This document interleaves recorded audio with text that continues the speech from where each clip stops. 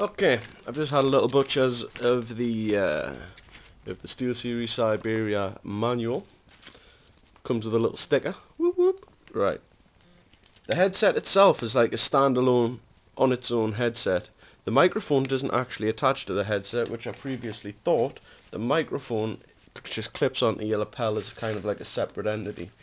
These, wherever they are, these little hooks and stuff in here are actually for you to attach to your monitor. There's like little Velcro stickers and stuff here. So what it means is if you wanted to stick these to the side of your monitor, you can just hang up the headset on the side of the monitor for when you're not using it, which is a nice little idea.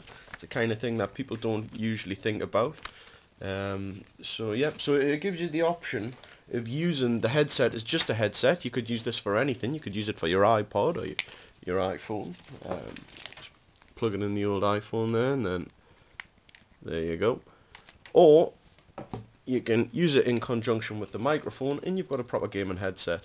What's quite nice about that idea is that it means there's no microphone hanging out the side of your computer, outside of your headset, which means if you're putting it away in a backpack such as this, you're not going to smash it, which is always good. I mean, I must have smashed half a dozen headphones, which is the reason why I got this little headphone set, so I can take it if I'm going up to, say, if I'm going round to Magpie's house to have a game or something like that.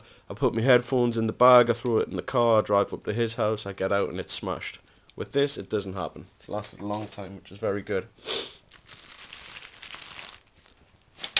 Okay, so nearly uninstalled all the crap off here. Just need to do a couple of restarts for Windows Update, and then we'll be back once I get Battlefield and Left 4 Dead and stuff like that installed.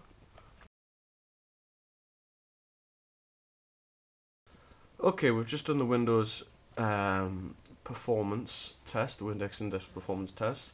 The processor comes out at 7.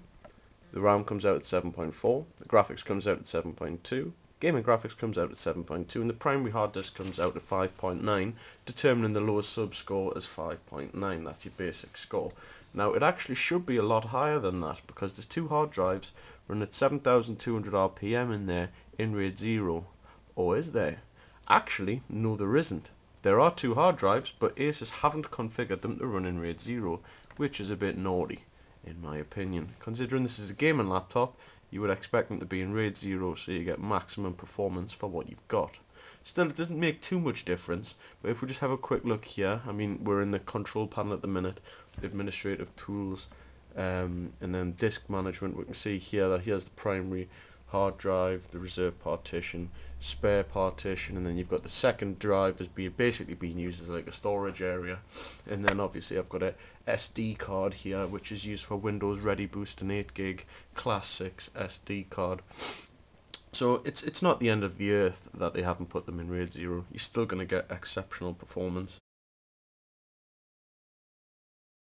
Plus as well, I mean, it doesn't. It obviously, the advantages of RAID 0 is performance, whereas the risks obviously include risk of losing all of your data across both drives should one of the drives fail. Now, next up, we have some general observations that I've made whilst looking at the design of the laptop. Here you can see the front of my old Dell XPS laptop, the M1530. You can see that on the front of the laptop there was the microphone and the headphone ports. This would be quite uncomfortable occasionally if you were leaning over the laptop with it on your lap, because these here would get stuck.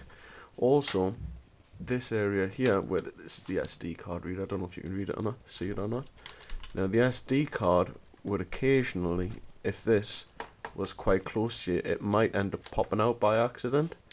So it's a little bit of a niggle. It's not the end of the earth, but obviously with the Asus, what they've done is they've put all the ports on the sides. There's no actual ports on the front, so you've got no cables sticking out the front, no cables sticking out the no SD cards or anything like that, no switches on the front. I mean, one other thing as well is back in the day when I had the Alienware M7900, that actually had the DVD drive on the front, and there was no end of a nightmare how many times it would pop open on its own, especially if you were in game. The drive would pop open, you would shut the drive, and then Windows would start booting off the drive. So, very, very well thought out.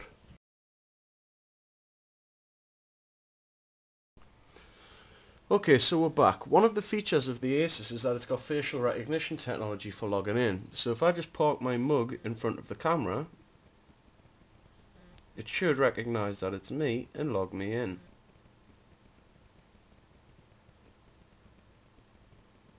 Let's see if it works. There we go. It's recognized my face and it logs me in.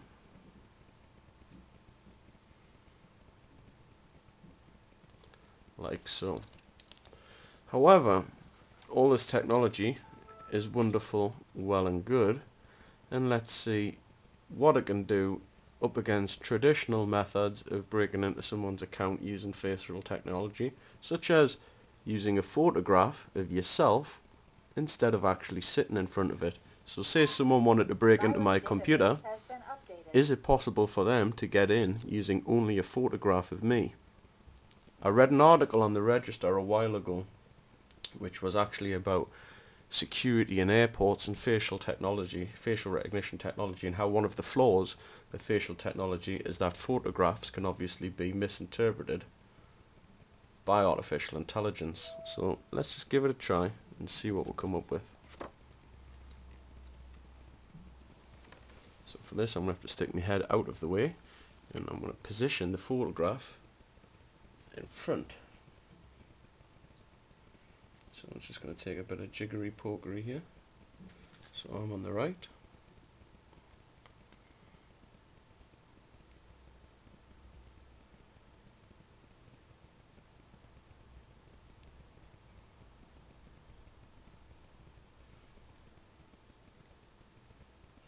And voila, by using the photograph I've actually managed to log myself in. So it's a nice feature in practice. In execution, it's quite a dangerous feature. If someone steals your laptop and happens to know who you are, all they need to do is get a mugshot of you off something like Facebook, and voila, your security system is absolutely null and void.